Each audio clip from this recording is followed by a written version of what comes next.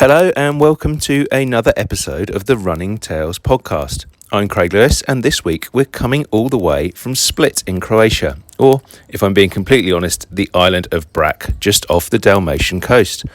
Yes, as I look out over the Adriatic, it's time for something a little bit different this week. I'm going to be telling you the story of Franjo Mihalić, one of Croatia's greatest ever runners. Although Mihalić himself spent much of his career in Zagreb and Belgrade, both part of the old Yugoslavia during the height of his running career in the late 1940s, 50s and 60s, he would doubtless have enjoyed Split's many running offerings. The Riva Boardwalk, which passes Split's beautiful old town and its attractive waterfront, is the starting point of many a Croatian runner's journey. Elsewhere, one of the best places to run in Split is along the scenic pedestrian paths in the Mayan Forest Park, including a formidable sounding up to 800 stairs which leads to some fantastic sounding views. While trail runners should head to the Kozjak and Mosor mountains, which are around half an hour away.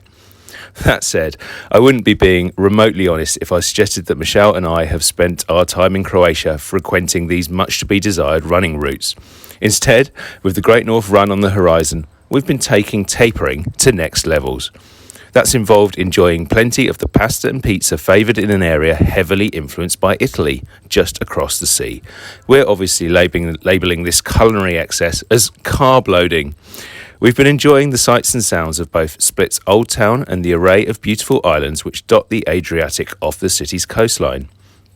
Dating back some 1700 years, the old town in Split is best known for the ancient Diocletian's Palace, which dates back to 305 AD. It was built by the Roman Emperor Diocletian, who intended to use it for his requirement. I reckon it beats Cleethorpes, eh?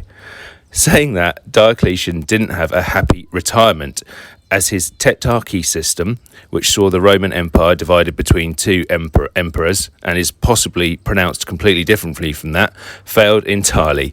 It's widely believed his death in 312 AD was actually suicide.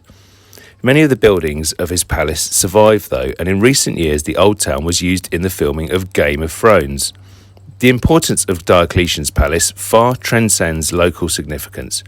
That's because it really does have an extraordinary preservation, and the buildings of succeeding historical periods are built within its walls.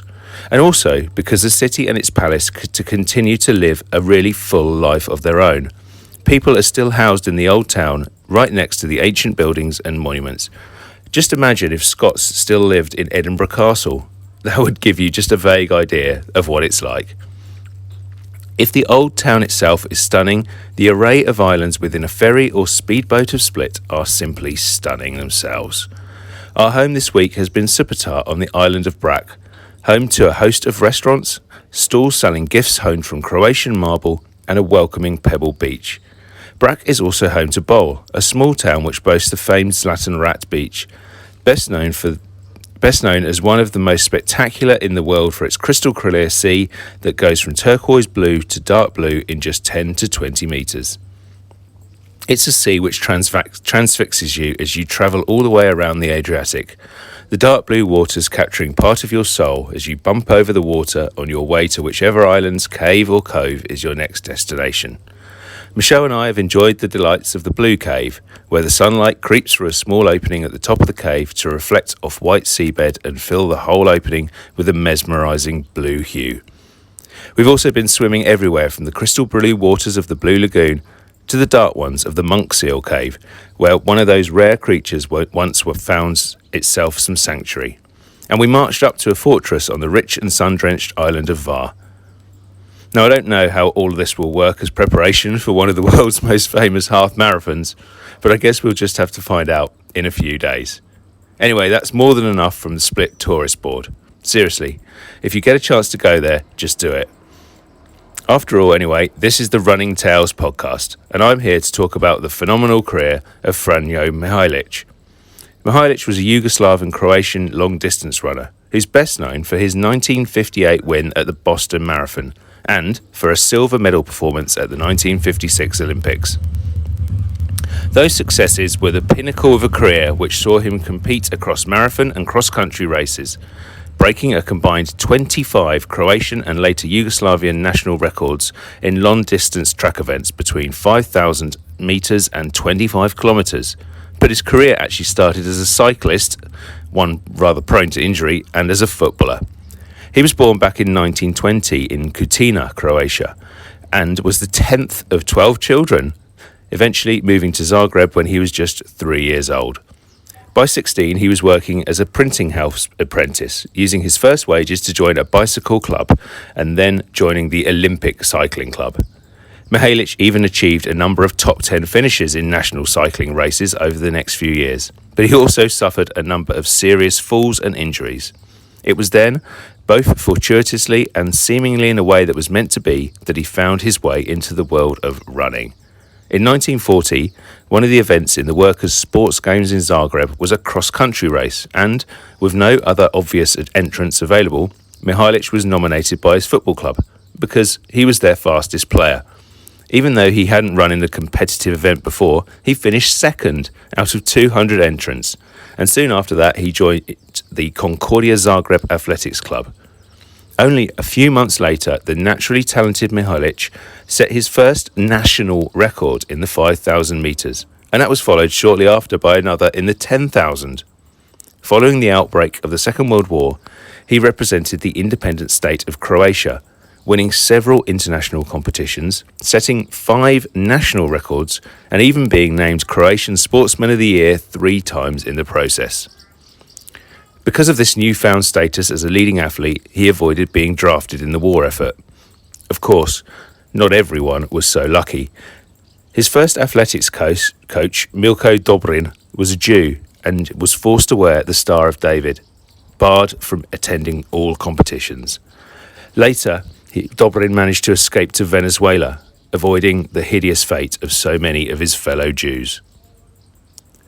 After the end of the war, Mihalić was transferred to Belgrade by the new communist Yugoslav authorities, and international running success swiftly followed. In 1951, he won the 10,000 metres at the Mediterranean Games in Alexandria. He finished 18th in the same event at the following year's Olympics in Helsinki.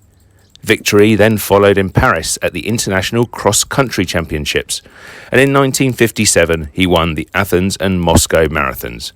Not bad for a guy who was just falling off a bike only a few years earlier. Those victories came after what Mihalić himself described as his greatest sporting achievement at the 1956 Olympics in Melbourne, Australia, where he took silver in the marathon.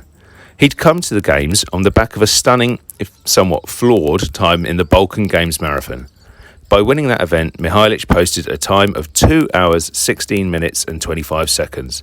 Now that would have been the fastest marathon race ever, if the course had not been found to be too short. His Olympic experience almost went south when he fell at a refreshment table, bruising his arms and his legs. But perhaps empowered by those early cycling falls, he got to his feet and rejoined the leading pack, eventually coming home in 2 hours and 26 minutes, behind only the winner, Alain Mimon of France. Mihalić's other career highlights came at the 1958 Boston Marathon, where he beat the defending champion John J. Kelly to come home in a winning time of 2 hours 25, just 5 minutes short of Kelly's course record established the previous year, but incredibly impressive given a race that year was held in extremely hot conditions. Another Olympic appearance where he came 12th in the marathon in Rome in 1960 followed, before he eventually retired from top-level running in 1966. But that wasn't it for Mihalić. A successful post-professional career followed and saw him participating in 10-kilometre runs until he was in his late 70s. A knee injury sadly put paid to his running on doctor's orders, but he still managed to switch to race walking, where he captured 3 gold medals in the 5-kilometre event at the veteran Balkan Games. Talk about having running in your blood. Mihalić eventually died in February 2015 at the ripe old age of 94, but not before conducting an interview in December 2020 where he spoke about missing out on some of the commercial benefits of being a modern marathoner. This is his quote: "I regret a bit for having been born too early. When I won the world's oldest marathon in Boston in 1958, all I got was a gold medal. Today, the winner gets $100,000 and an automobile. If I'd won it 2 times, that would have been enough. Yes, I regret a bit for not being 25 today. As I stare out now over the country of his birth, I can't help thinking that there was not much else that Franjo Mihalić regretted in what was an incredible running career. I hope you enjoyed his story today, and thanks for joining me for what was a somewhat different running tale. As ever, we'd love it if you could give us a positive review or rating wherever you listen to us, and we'd love it even more if you could join us next week for another episode of the podcast. Probably coming from rather more ordinary surroundings in Northampton. Right, Michelle, could you pass me that beer, please?